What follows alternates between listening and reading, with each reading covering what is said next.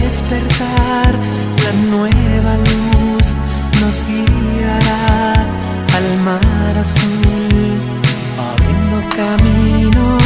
Date mucha prisa que el soplo de la brisa vendrá a buscar y se llevará al amanecer nuestro amor al otro lado del sol. Ya no queda nada en el mundo que nos haga dudarlo. Para conservar el amor es mejor marchar.